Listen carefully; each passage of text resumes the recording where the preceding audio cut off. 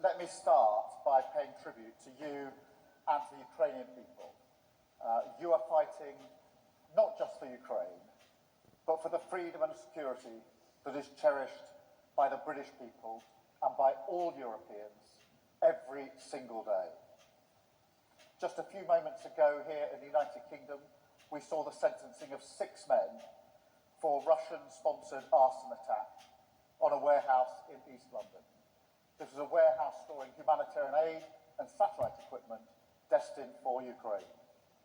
We will not tolerate this hostile activity. And it just underlines the point. Your security is our security. What happens on the front line of Donetsk today is shaping our collective future for years to come. And that's why Emmanuel and I brought the Coalition of the Willing together again today. We stand with you, stronger than ever, united behind Ukraine, and united with President Trump in calling for the fighting to stop now, and for the negotiations to begin from the current line of contact. President Trump is right to impose sanctions on Russia's oil majors, as the UK has also done, alongside the latest package from the EU. And we must now maintain this pressure. Vladimir, you have said for months that you're ready for a ceasefire and you're ready to meet Putin. Yet he continues to stall and play for time. Putin is the only person who does not want to stop this war.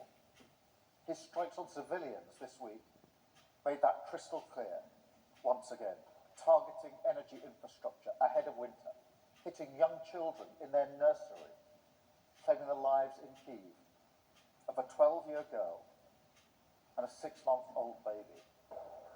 This is who Putin is. Time after time, he rejects the chance to end the war. In just the last few days, he's rejected the opportunity for talks once again, instead making ludicrous demands for Ukrainian land, which he could not and has not taken by force. Of course, that is a complete non-starter, and it shows yet again that he's not serious about peace. So we've been clear today that we must respond. Working with the US, this coalition is determined to go further than ever to ratchet up the pressure on Putin, from the battlefield to his war economy, because that is the only way to change his mind and push him back to the table. And in our meeting this afternoon, we came together around a clear plan for the rest of this year. First, we will act to take Russian oil and gas off the global market. Last week, the UK became the first country to sanction all of Russia's oil majors. On Wednesday, the US acted decisively to join us, together with further sanctions from the EU. And we're choking off funding for Russia's war machine. And I'm urging others to take these steps too, to go further to reduce their dependencies and incentivise third countries to stop buying these tainted resources. Second, we're determined to push on with the progress on Russia's sovereign assets and unlock billions to help finance Ukraine's defence. The bill for Russia's destruction in Ukraine should be paid by Russia. So we want to move ahead at speed with the work needed to deliver reparation loans and get the funds flowing to Ukraine. Third, we are strengthening Ukraine's air defence to protect its civilians and its energy infrastructure. I announced today that we're accelerating our UK programme to provide Ukraine with more than 5,000 lightweight multi-role missiles. This programme has created hundreds of brilliant jobs in Belfast, and they're working now to deliver an additional 140 missiles ahead of schedule to bolster Ukraine's defences through the depths of winter. Fourth, we will keep up the military pressure on Putin through the continued provision of long-range capabilities. And finally, while now is the time to prioritise pressure, we're also continuing our work on security guarantees, including the multinational force Ukraine, to uphold build a just and lasting peace when that day finally comes. Because, and I say it again, Ukraine's future is our future. What happens in the weeks and months ahead is pivotal for the security of the United Kingdom and all our allies across NATO and beyond. So we are determined to act now, to dial up the pressure on Putin and finally bring him to the negotiating table in good faith. Sanctions that hit Russian oil infrastructure, Russian oil companies are a big step, and I thank President Trump and all our partners who are implementing this. And we have to apply pressure not only to Rosneft and Lukoil, but to all Russian oil companies like Surgutneftegas and others, and to the shadow fleet and its infrastructure, and to Russia's oil terminals. And we have to implement all we have discussed today about the Russia's shadow fleet. Besides, we are carrying out our own campaign of pressure with drones and missiles, specifically targeting the Russian oil sector. So the long-range capability directly strengthens diplomacy, the more losses Putin suffers on his own territory. The fewer assaults he can carry out on the front line, and the faster he will agree to meaningful diplomacy. That is why we are working to secure Tomahawk cruise missiles, additional Storm Shadow missiles, other capabilities. Thank you very much, Keir, for today's decision. And as Keir Starmer and Volodymyr Zelensky have said, we just concluded a very productive meeting of the Coalition of the Willing, and I welcome the initiative allies are showing to strengthen our support to Ukraine even further. Just 2 days ago I was in Washington, where I had a very good meeting with President Trump. The sanctions that the US has placed against Russia's largest oil companies will starve them of revenue and significantly increase the pressure on Putin to come to the negotiating table. And they show once again that President Trump is absolutely committed to end this war and bring a lasting peace to Ukraine. I'm glad that I was able here today to join allies and partners to discuss how we support these peace efforts and how we can increase the pressure on Russia to get there. In Ukraine, Putin is gaining little ground on the battlefield, and where there are marginal gains, they are coming at a huge price.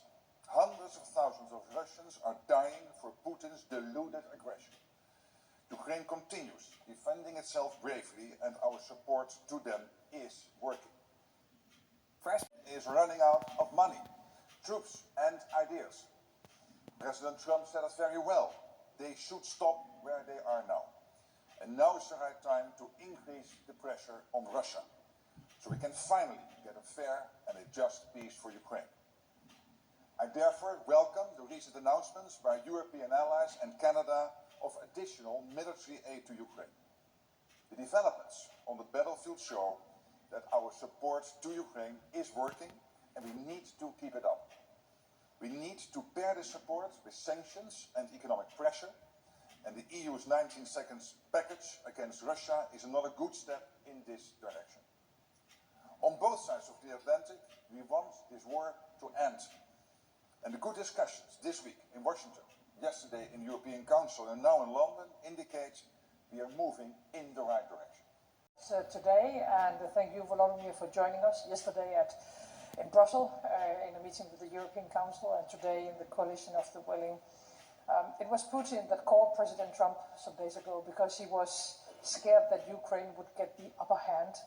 Yet he rejected Trump's proposal for a ceasefire along the current front lines, a suggestion that we support, and same goes for you and Ukraine.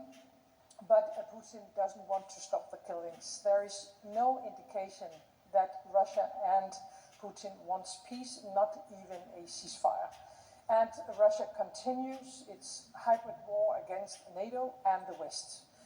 Today, the Coalition of the Willing, we have agreed to increase the pressure on Russia, agreed that we must find long-term financing of Ukraine's ability to keep fighting, boost Ukraine's defense industry with European financing, finance much needed US weapons, and to put more pressure on Putin's weak economy with new sanctions.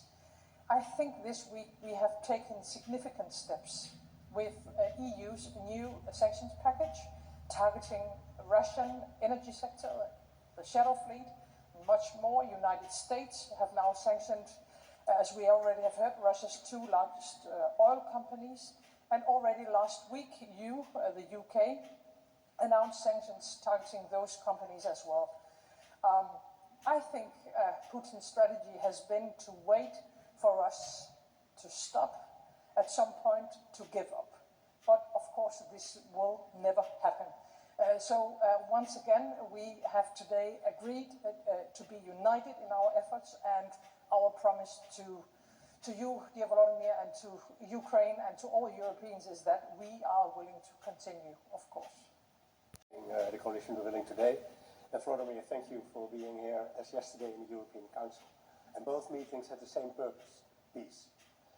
And in doing so, and making sure that that will happen, we need to keep Ukraine in the fight, as everyone more or less stated today in different words.